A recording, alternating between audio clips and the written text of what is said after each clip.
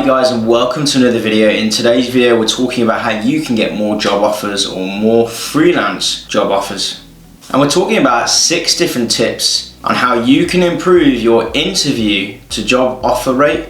I've got plenty of other videos on how you can improve your CV, resume, portfolio to get more interviews, how you can actually get people contacting you about getting work rather than you applying for roles, sort of flip it round. In fact, I haven't applied for a job that I've got in about 3 or 4 years. Instead, people have contacted me and they've offered me an interview or me to submit a CV to a role. So that's for other videos. Today we're talking about how you can improve your interview to job offer rate. And let's jump into the 6 tips now. The first thing to do to improve it is actually to monitor your interview to job offer rate. What does that mean? How you can improve your job offer rate? The first thing is to monitor it. How do you improve your job interview to offer rate? How do you improve and get more job offers that are being offered to you? Well, the first thing to do is to monitor it. How do you do that? Well, if you make a log of all the interviews you've got in a given week or a given month, you'll get a good idea about how many jobs you're being offered. So whenever you're offered a job, tick that you've been offered it. If you haven't been offered it, put it in your, your notes, in your spreadsheet, whatever you're using. Say that you weren't successful. Maybe add some notes in to why you weren't successful. So then you can start to get a percentage, to get a ratio, and you can start to look at that over time. Tip number 2, the second tip for you on how you can get more job offers and how you can improve your interview to job offer rate is to consider what level you're applying for jobs. Now, you don't want to be applying for jobs that are below your normal rate or your normal skill level just to improve your job offer rate. Now that's no good, and equally you don't want to be applying for too many jobs way above you, because that's going to distort your rate as well. Now what I try to do is to go for jobs which I think I'm going to get, but also the occasional job which is going to improve my skills. It's slightly outside, maybe I have 80% of what the job is asking on the job description, but I will be able to do the job well and also be able to learn and grow. So in terms of how you can get more job offers, you want to make sure that on your spreadsheet, on your log, if you are going for jobs that are slightly outside of your current range, maybe it's 20% above your current rate, let's say, that you log that in that spreadsheet so that you can effectively monitor how many job offers you're getting in your current range and how many are above your current range. And you can have a look and see if it's improving over time. Tip number 3 is to notice the reactions in the interviews themselves that you're getting to those difficult questions. If they're asking things like, what's your biggest weakness? What was your biggest weakness last year? What would your manager say about what you need to improve? Those sort of difficult questions. Monitor their reactions to what you're saying. Write down the things you're saying.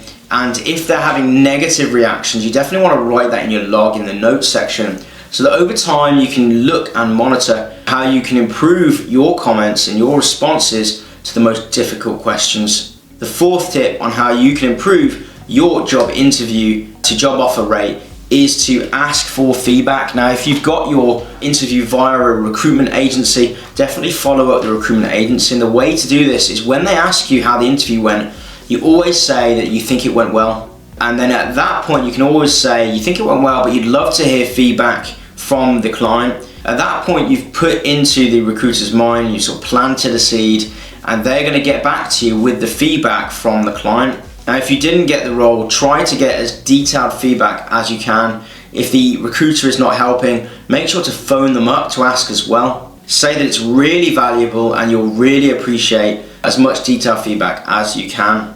The 5th tip is to record interviews if you can. If you have a telephone interview, try to see if you can record it on your phone, on a camera, whatever it might be.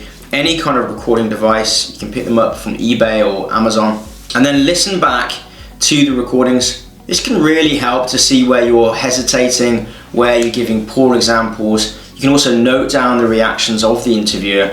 I certainly did this recently for an interview, and actually I got a second interview. So I can go back to that interview, listen to the recording of it, watch my reactions, monitor my intonation, monitor the interviewer's response, and see how I got to the second stage. So it's always good to record it if you can. If you've got a good memory, write down notes at the end of the interview.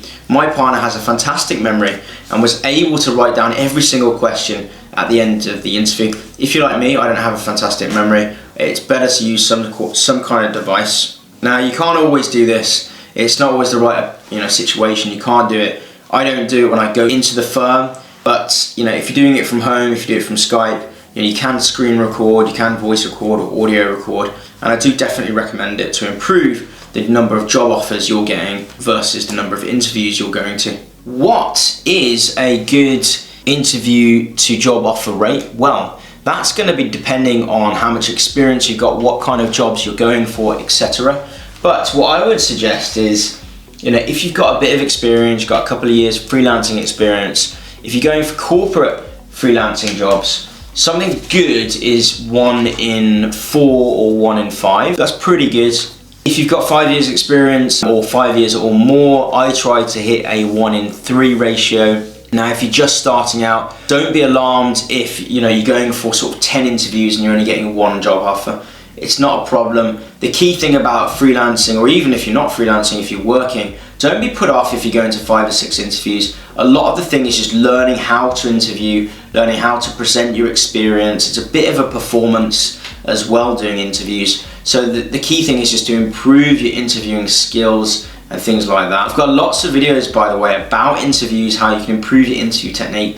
Listen, they're for freelancing, but they also help if you're an employee and you're looking to change jobs, or you're unemployed at the moment. Definitely check out my advice. I have had hundreds of interviews over the years. It's just the nature of freelancing, you're always interviewing. So I've got tons of experience of how one can improve one's interview sort of skills, etc. And indeed the results show. I have a interview to job offer rate of 1 in 3, and it's been like that consistently now for 3 years. I haven't applied for any jobs. Instead, people contact me, and some of these brands, I'm not trying to brag here, I'm just sort of demonstrating my experience. Some of these brands are pretty big, Disney, Samsung, Travelex, Barclays, so they're not sort of small brands as well. And the bonus tip for you guys is try not to be too concerned if you don't get some jobs. There's sometimes lots of unforeseen or unknown reasons. You can even ask for feedback from a recruiter or from the organization themselves, and they won't give it, and you won't even find out what the reason is. I wouldn't worry too much about this. This has happened to me in the past. It happened to me when I got to final stage interview at PayPal. I didn't hear feedback. I was only 2 people in the process and I didn't get the feedback. But the point is, don't worry about it. There's some things that are outside of your control. For example, the job may disappear completely. They may hire an internal member of staff. That's happened to me. The budgets may have shifted. Somebody may have been internally promoted.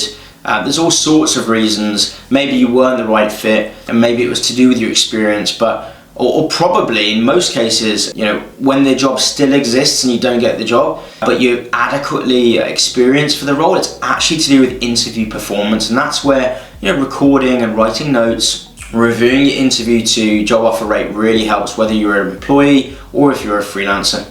Guys, if you're new to freelancing, check out my Preparing to Freelancing series. And also, if you're interested but you're not sure, check out the pros and cons playlist about freelancing. And guys, if you're already freelancing, I've got tons of videos on how you can improve your interview technique, improve your rate, all sorts of videos that are designed out of my 10 or so years experience of freelancing. So definitely check those out. If you haven't already, consider subscribing, hit the bell notification icon, and you'll get notified about my new upcoming videos. If you've got any comments, let me know in the comment section below. I love hearing from you guys. If there's any videos that you want me to make, definitely let me know in the comment section below. If you like the video, smash the like button. It always helps. Sometimes people mention that I don't get many views on these videos, but the way you can help is to like the video and share it with your family and friends, those that are looking to maybe double their income, double their life satisfaction. That's really what freelancing can do for you. Love making these videos. Remember, knowledge is power, especially the right knowledge.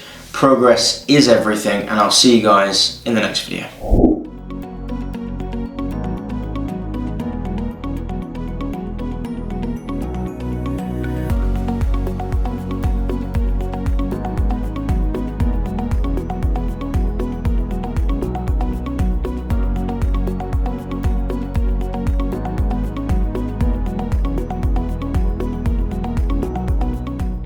Make sure you check out my other videos for tips, tricks and hacks, as well as other pros and cons.